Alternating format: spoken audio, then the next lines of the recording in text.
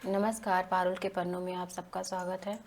आज हम बात करेंगे भक्ति काल। ये 6वीं क्लास है और कृष्ण भक्ति शाखा हम पढ़ेंगे। इसके पहले प्रेम मार्गी और सगुण धारा संत काव्य धारा ये सब हम पढ़ चुके हैं, ठीक है। वो पिछली क्लासें आ चुकी हैं। तो आज हम पढ़ेंगे संप्रदाय, दर्शन और प्रवर्तक, है ना। इसके आगे फिर चलते हैं। तो संप्रदाय की एक क्लास पीछे ऐड है, मतलब आप जाके देख सकते हैं, उसको मैंने अच्छे से पढ़ाया है। और क्योंकि संप्रदाय को मैंने अच्छे से पढ़ाया तो इसमें थोड़ा टाइम नहीं लेंगे, क्योंकि हमको आगे कृष्ण भक्ति शाखा को पढ़ना है, ठीक है। तो थोड़ा सा देख लेते हैं कि श्री संप्रदाय किसका है। तो रामानुजाचार्य, है ना। तो राम जी क्या थे? श्री अगर हम लोग राम जी के आगे क्या लगाते हैं? श्री राम, है ना। तो श्री संप्रदाय किसका है? रामानुजाचार्य, है ना। रामानुजाचार्य का श्री संप्रदाय। और इनका दर्शन क्या था? विशिष्ट। राम जी क्या थे? विशिष्ट थे, है ना। ऐसे याद करेंगे, कभी भी नहीं भूलेगा आपको। राम जी क्या थे? विशिष्ट थे, है ना। और सबसे पहले इनका दर्शन है, मतलब इनका संप्रदाय श्री दर्शन विशिष्ट है, और रंगनाथ मुनि इसका प्रवर्तन करते हैं। उसके बाद रामानुजाचार्य आते हैं। इनका जन्म 1016 में होता है, मतलब श्री राम विशिष्ट हैं, ठीक है। पहला याद हो गया, श्री राम विशिष्ट हैं। श्री रामानुजाचार्य, श्री संप्रदाय किसका है? रामानुजाचार्य, है ना।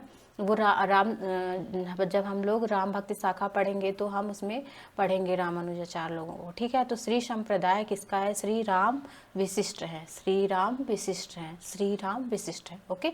आगे चलते हैं। ब्रह्म संप्रदाय। ब्रह्म कौन है? माधव। माधव किसे कहा गया है? श्री कृष्ण को, है ना। जब वो अर्जुन को अपना रूप दिखाते हैं तो ब्रह्म बन जाते हैं। कैसे याद करेंगे कि माधव कृष्ण को कहा गया है, कृष्ण भगवान को, जो अपना वो स्वरूप दिखाते हैं अर्जुन को, तो ब्रह्म बन जाता है। तो ब्रह्म संप्रदाय, माधवाचार्य, द्वैतवाद। अगर आपको नहीं याद होता है ना, तो वे द्वैत थे, मतलब वो सबको दिखाई नहीं देते थे, ठीक है। द्वैत, कुछ भी ट्रिक करके ऐसे याद करिए कि कभी भूले ना। रुद्र संप्रदाय, शुद्ध द्वैतवाद, विष्णु स्वामी 1300, ठीक है। इनके विष्णु स्वामी का ही प्रभाव वल्लभाचार्य के ऊपर पड़ा। फिर सनकादि संप्रदाय, द्वैतवाद, इसको भेद भी कहते हैं, ठीक है। द्वैत में निम्बार्काचार्य 1114 से। वल्लभ संप्रदाय, शुद्ध द्वैतवाद, आज हम इन्हीं को पढ़ेंगे, इन्हीं का अध्ययन करेंगे, वल्लभाचार्य का, ठीक है। वल्लभाचार्य क्योंकि रामानुजाचार्य से लेके, है ना, रामानुजाचार्य से लेके वल्लभाचार्य तक जितने भी भक्त दार्शनिक आचार्य हुए हैं, सबका लक्ष्य क्या था?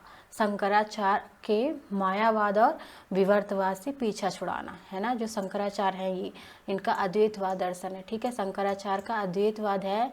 इनका चाहे रामानुजाचार्य हो, है ना, चाहे ये हो, और चाहे रामानुजाचार्य, चाहे वल्लभाचार्य, इनका लक्ष्य था अद्वैतवाद से पीछा छुड़ाना, है ना।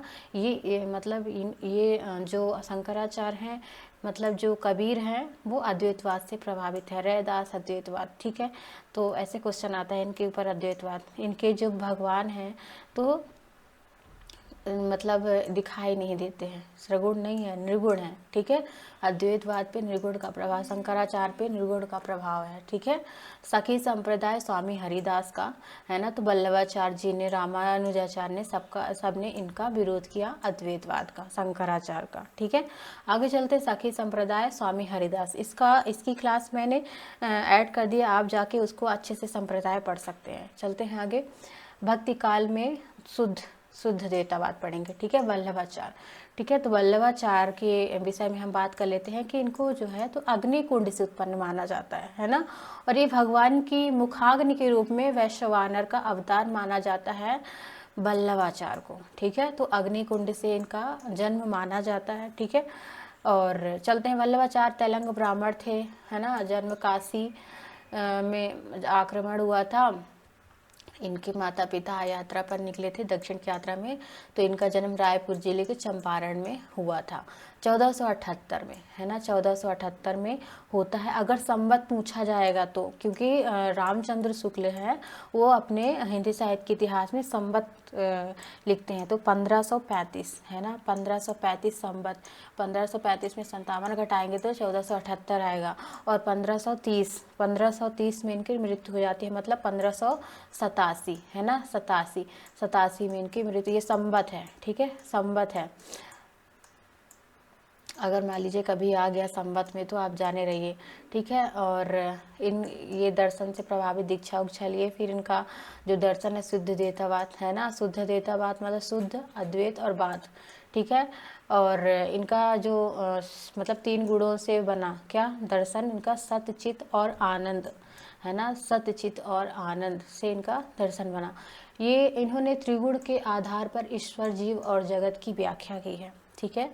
जो वल्लभाचार्य का दर्शन है, इसमें उन्होंने शुद्ध देवतावाद में क्या किया, त्रिगुण के ईश्वर और जीव और जगत की व्याख्या करते हैं। भगवान विष्णु के कृष्ण अवतार की भक्ति की है, ठीक है, कृष्ण अवतार की भक्ति की गई है। सूर शिष्य इनके सूर, कृष्णदास, कुंभन दास और परमानंद दास हैं, जो हम अष्टछाप के कवियों में देखेंगे। सर्दी हुई है, थोड़ा गले में प्रॉब्लम है। वल्लभ से मिलने से पूर्व सूरदास दास भक्ति से भक्ति करते थे, है ना, दास भाव से भक्ति करते थे। उसके पहले मतलब वल्लभाचार्य से जब सूरदास मिले, फिर उनको अपना पद सुनाया तो उन्होंने बोला कि तुम वात्सल्य भाव का, मतलब फिर इनसे मिलने के बाद जिसके भक्त स्वयं को निरीह और दीनहीन माना, ठीक है। वल्लभाचार्य ने सूर को प्रेरित किया था, सूर हैं के काहे को घिघियात हैं, है ना। तो यहाँ से सूरदास ने कृष्ण भक्ति का नया स्वरूप स्वीकार किया था, ठीक है। और इनके शुद्ध द्वैतावाद में हम बात करेंगे वल्लभाचार्य के, तो मतलब इसमें क्या है वल्लभाचार्य के दर्शन में, मैंने ऐड नहीं किया, देखिए यहीं पे बता देती हूँ। जो शुद्ध द्वैतावाद है ना, भक्त इनका वल्लभाचार्य का, तो ये वैष्णव संप्रदाय जो कृष्ण की पूजा अर्चना करते थे। यहाँ पे हम बात कर चुके हैं कृष्ण, तो सबसे पहले कृष्ण की पूजा होती है ना, कृष्ण को ये अपना देव आराध्य मानते हैं, ठीक है। और इनका मत है क्या, कि इनका मत है कि आत्मा जन्म नहीं लेती। जो वल्लभाचार्य शुद्ध द्वैतावाद में आत्मा जो है वो जन्म नहीं लेती, ठीक है, आत्मा जन्म नहीं लेती, वरन वह एक रूप से दूसरे रूप में ढलती है ना, क्या करती है, एक रूप से दूसरे रूप में ढल जाती है, ठीक है। और जो शुद्ध द्वैतावाद है, शुद्ध ब्रह्म को जगत का कारण मान के ब्रह्मा का मतलब ब्रह्मा जो है अलग सत्ता है, जो संपूर्ण सृष्टि को संसार को बनाते हुए भी उसमें पृथक है। आप मेरी क्लास देख लेंगे संप्रदाय वाली, तो उसमें मैंने अच्छे से पढ़ा दिया है, ठीक है। आप तो उसमें आप जाके देख लेंगे शुद्ध संप्रदाय में क्या है सारे। भक्ति काल को कवियों से पहले जयदेव विद्यापति ने कृष्ण काव्य लिखे, मतलब विद्यापति का जन्म 1350 में होता है शायद, है ना। तो और इनका 1400 में हो रहा है ना, 1478 में, तो ये विद्यापति इनसे पहले थे। तो कहते हैं कि भक्ति काल में जयदेव और विद्यापति कृष्ण काव्य मतलब कृष्ण काव्य से संबंधित इनका ग्रंथ आ चुका था। ऋग्वेद के मंडल में कृष्ण के सर्वप्रथम उल्लेख मिलता है। तो कृष्ण का उल्लेख किसमें मिलता है, ऋग्वेद में, है ना। वेदों की संख्या 4 है, ऋग्वेद, सामवेद, यजुर्वेद और अथर्ववेद, ठीक है। तो ऋग्वेद में क्या मिलता है, कृष्ण का उल्लेख ऋग्वेद में मिलता है। और इनकी जो रचना है वल्लभाचार्य की, पूर्व मीमांसा भास, उत्तर मीमांसा भास, ब्रह्म सूत्र भास और तत्वदीप निबंध, ठीक है। तो ये इनके एक इनका और है, यहाँ पे मैंने ऐड नहीं किया, अणुभाष्य है, ठीक है। अणुभाष्य जो इनका अधूरा है ना, अणुभाष्य लिख ही रहे थे, फिर इनकी मृत्यु हो गई। तो इनके पुत्र विट्ठलनाथ ने इसको पूरा किया था, ठीक है, गोसाई विट्ठलनाथ ने इसको पूरा किया था। अगर क्वेश्चन ऐसे आएगा कि वल्लभाचार्य के कौन सा ग्रंथ अधूरा है, तो अणुभाष्य, ठीक है। तो इसको उनके पुत्र ने पूरा किया था, ठीक है। अष्टछाप के कवियों 1565 में विट्ठलनाथ ने इसकी स्थापना की थी, ठीक है। तो विट्ठल को याद कर लीजिए, वल्लभाचार्य के पुत्र हैं। और अष्टछाप में अष्टछाप की स्थापना की थी 1565 में। इसमें 4 कवि वल्लभाचार्य के हैं, 4 विट्ठलनाथ के हैं, ठीक है। तो अष्टछाप 1565 है ना। क्यों की गई थी इसकी स्थापना, क्यों की गई थी, क्योंकि भगवान कृष्ण की जो मंदिर है उसमें पूजा करने के लिए, मतलब उनका कीर्तन भजन करने के लिए इनको रखा गया था, ठीक है। तो चलते हैं, कुंभ सूर परम कृष्ण, मैंने ऐसे याद किया था, आज तक याद है, कुंभ सूर परम कृष्ण गोविंद छित चतुर्नंद, ठीक है। और यही 2022 में जब मैंने नेट का पेपर दिया था यही क्वेश्चन आया था और पूछ दिया था कि शुक्ल के अनुसार रामचंद्र शुक्ल ने अष्टछाप के कवियों को क्रम से लगाइए। ठीक है, तो उसमें क्या दिया था कि सूरदास को पहले दे दिया था। ठीक है, सूरदास को पहले दिया था, सूर कुंभ पहले सूर को दिया, तो सूर कुंभ परम कृष्ण, फिर गोविंद, ये विठल नाथ के हैं चार्टो, है ना, तो फिर गोविंद क्षिति, तो क्षिति को पहले कर दिया था, यानी क्षिति स्वामी आ गए 5वें नंबर में। ये शुक्ल के अनुसार गोविंद क्षिति गोविंद चतुर्नंद, वहाँ की सब वही है। सूरदास को पहले नंबर में कर देते हैं शुक्ल जी। ठीक है, और फिर इधर क्षिति स्वामी को कर देते हैं। ठीक है, तो आप ऐसे याद करिए, कुंभ सूर परम कृष्ण गोविंद क्षिति चतुर्नंद, कुंभ सूर परम कृष्ण गोविंद क्षिति चतुर्नंद, कभी भी नहीं भूलेगा। 4 ये वल्लभाचार्य के शिष्य थे। ठीक है, और फिर ये 4 विठलनाथ के। ठीक है, तो कुंभ सूर परम कृष्ण गोविंद क्षिति चतुर्नंद, है ना। तो कुंभन दास 1468, सूरदास 1478, परमानंद 1498, कृष्णदास 1496, गोविंद स्वामी 1505, क्षिति स्वामी 1515, चतुर्भुजदास 1530, नंददास 1533। ठीक है, इनका क्रम है। विठलनाथ के पुत्र का नाम क्या था? विठलनाथ के पुत्र गोकुलनाथ थे। ठीक है, विठलनाथ कौन है? तो वल्लभाचार्य के पुत्र थे विठलनाथ, है ना। विठलनाथ वल्लभाचार्य के पुत्र हैं और विठलनाथ के पुत्र हैं गोकुलनाथ। इन्होंने 84 वैष्णवन की वार्ता। ठीक है, तो सबसे पहले कौन आया? इसमें कन्फ्यूजन हो जाता है, सबको कन्फ्यूजन हो जाता है। पहले वल्लभाचार्य आए। ठीक है, वल्लभ आए, पहले वल्लभाचार्य आए। ठीक, उसके बाद विठल आए, फिर विठल के बाद गोकुल आए, है ना, गोकुल आए। तो वल्लभाचार्य के पुत्र हैं विठल, विठल के पुत्र आए गोकुल।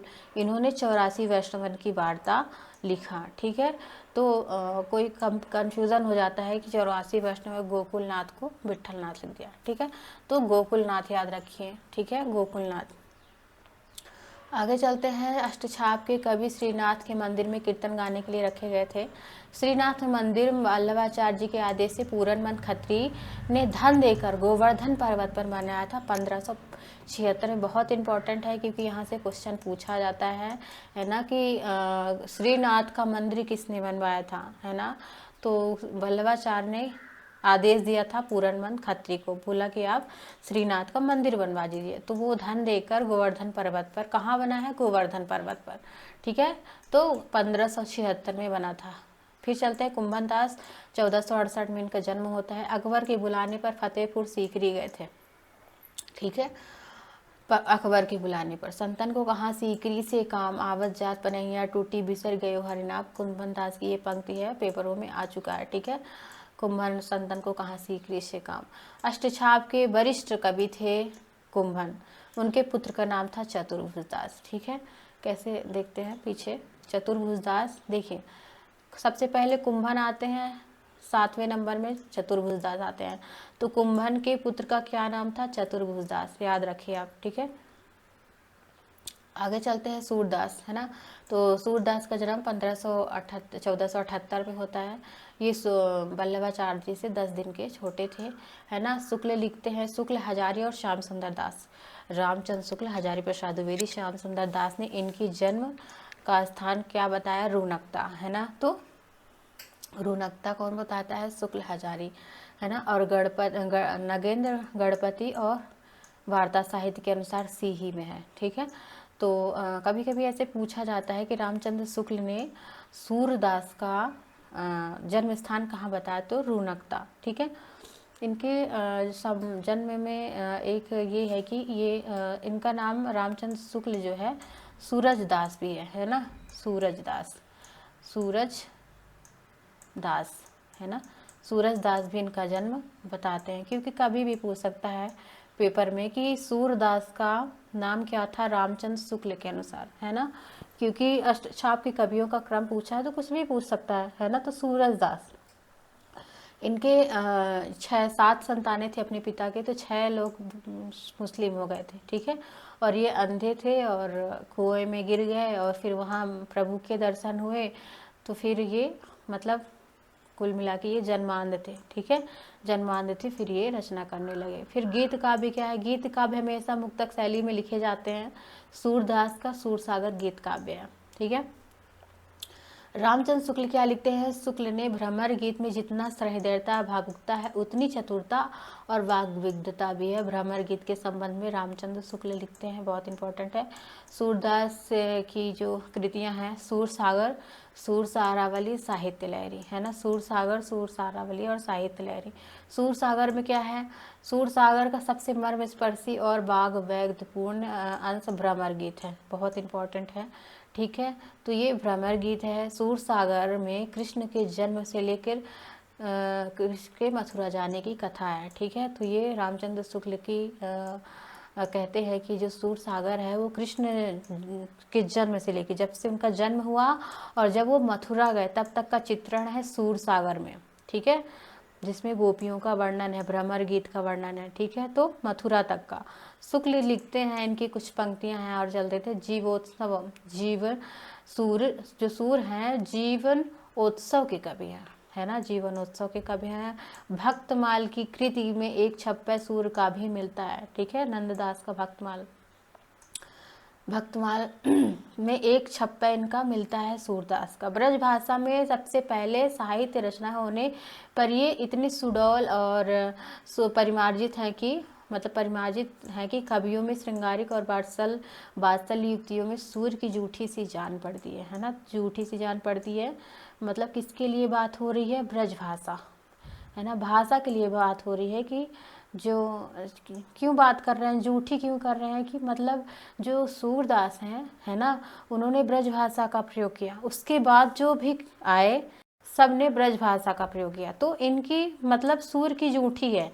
सूर ने जब जूठा वो होता है जो एक व्यक्ति खा लेता है दूसरा व्यक्ति खाने लगता है, ठीक है। तो सूर ने ब्रज भाषा का प्रयोग किया, उसके बाद सब लोग ब्रज भाषा का प्रयोग कर लिए, इसीलिए शुक्ल ने यहाँ पे जूठा बोल दिया है, ठीक है। मतलब कवियों की श्रृंगारिक और वात्सल्य युक्तियाँ सूर की जूठी जान पड़ती हैं।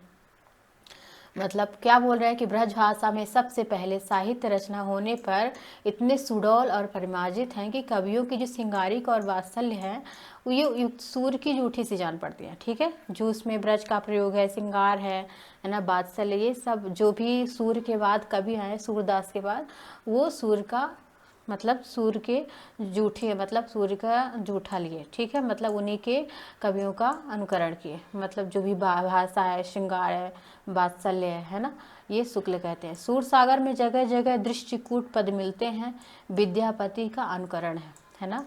तो अनुकरण क्यों कहा? क्योंकि विद्यापति ने पदावली लिखा था, है ना, पदावली लिखा तो उसमें क्या राधा कृष्ण का चित्रण है पदावली में, ठीक है, पदावली में राधा कृष्ण का चित्रण है। सूरसागर तो शुक्ल कहते हैं कि जो पदावली है उसी का अनुकरण सूरदास ने कर लिया है और जो अपने मतलब पद उसको उतार के रख दिए हैं, ठीक है। तो दृष्टिकूट पद वाले पद मिलते हैं, है ना। कुछ पद भी शुक्ल ने अपने किताब में ऐड किया है, मैंने यहाँ पे ऐड नहीं किया। मैं जब शुक्ल को पढ़ रही थी तो मैंने देखा था उसमें लिखा है वो पद विद्यापति का। जिस प्रकार रामचरितमानस का गान करने वाले कवियों में गोस्वामी तुलसीदास जी का स्थान सर्वश्रेष्ठ है, उसी प्रकार कृष्ण चरित्र गाने वाले भक्त कवियों में महात्मा सूर्य जी वास्तव में एक हिंदी के काव्य गगन और सूर्य हैं, है ना। तो सूर्य किसे कहा गया है? तुलसीदास को। और चंद्र किसे कहा गया है? सूरदास को, ठीक है। तो सूर्य और चंद्र कौन है? हिंदी काव्य के गगन किसके लिए कहा गया है? तो तुलसीदास को और सूरदास को कहा गया है।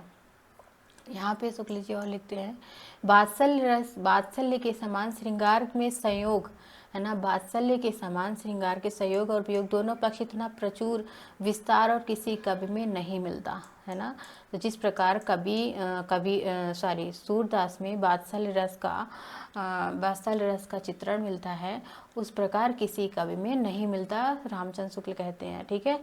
सूर्य की बड़ी भारी विशेषता है नवीन प्रसंगों की उद्भावना, है ना, ये उनका कथन है। सूर सागर का सबसे मर्मस्पर्शी वाग्वैधपूर्ण अंश भ्रमर गीत में मिलता है, जिसमें गोपियों की वचन वक्रता अत्यंत ही मनोहारिणी है, ठीक है। ऐसा सुंदर उपलम्भ काव्य और कहीं नहीं मिलता। उपलम्भ काव्य किसे कहा गया है? भ्रमर गीत को, सूर सागर में जो भ्रमर गीत है उसे उपालंब कहा गया। उपालंब क्या होता है? जहाँ उल्लाहना दी जाती है ना। किस प्रकार गोपियाँ उद्धव को उल्लाहना देती हैं, तुम भ्रमर हो, है ना, तुम भंवरे के समान हो जो हर फूल में जाते हो, ठीक है। तो उपालंब उनको उल्लाहना दे रही हैं, तो तुम मुझे योग सिखाने आए हो। तो उपालंब दो होता है, एक उपालंब होता है, एक क्या होता है? विप्रलंब होता है ना। तो उपालंब वो है जो उल्लाहना दी जाती है।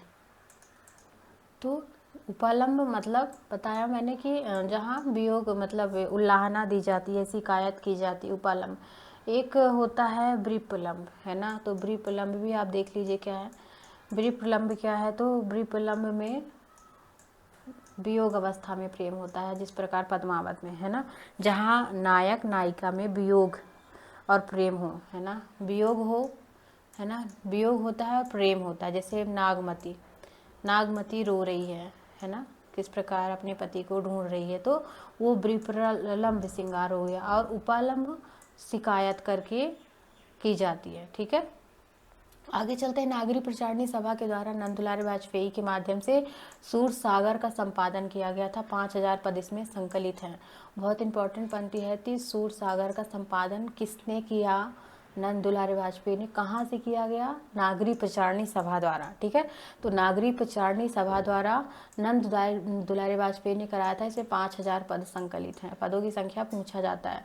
सूर सागर के बारे में शुक्ल जी क्या लिखते हैं, है ना, शुक्ल जी क्या लिखते हैं? तो यह इतना प्रगल्भ और काव्यपूर्ण है कि आगे कवियों में श्रृंगार वात्सल्य युक्तियाँ जुटी सी, ये हम पढ़ चुके हैं।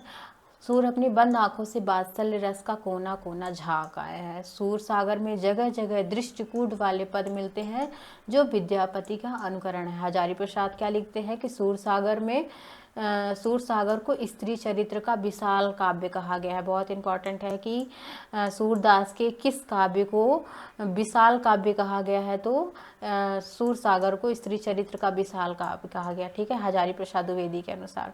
आगे शुक्ल जी क्या लिखते हैं कि सूर सागर को आनंद की सिद्धावस्था में रखा गया है, ठीक है। सूर सागर को क्या रखा गया है? सिद्धावस्था में रखा गया है। सिद्धावस्था क्या है? सिद्धावस्था जहाँ समाज की मर्यादा का काव्य में उल्लंघन किया जाता है ना। जो समाज की मर्यादा है ना, उसका उल्लंघन कहाँ होता है? तो काव्य में। जैसे काव्य सूर सागर लिखा गया है ना, तो उसमें उल्लंघन किया जा रहा है ना, किसका? गोपियों द्वारा, क्योंकि वो रात में कृष्ण से निकलती हैं मिलने के लिए, तो वो मतलब उसका मर्यादा का उल्लंघन हुआ, घर से निकल रही है। तो रीतिकाल में भी हुआ था, छायावाद कविता सब में सिद्धावस्था मतलब कि मर्यादाओं का उल्लंघन किया गया है इन सब चीज़ों में, ठीक है। छायावाद में भी उल्लंघन है, रीतिकाल में, कविता में।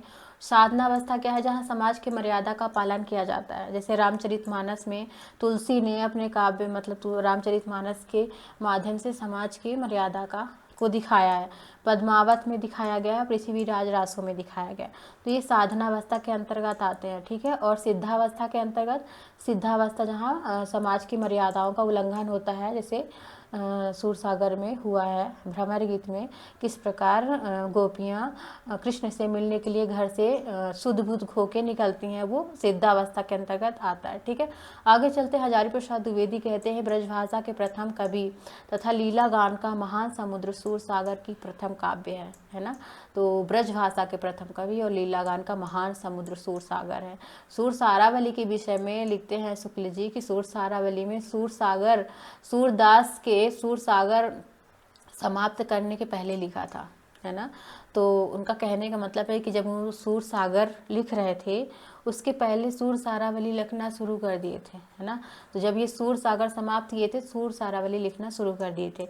और इनकी उम्र 67 वर्ष की अवस्था का चित्रण किया गया है, ठीक है। और 118 दृष्टिकूट पद सूरसारावली। ऐसा पूछा जाता है कि सूर की उम्र कितनी है और किस काव्य ग्रंथ में मिलती है, तो सूरसारावली में 67 वर्ष है, ठीक है। शुक्ल लिखते हैं कि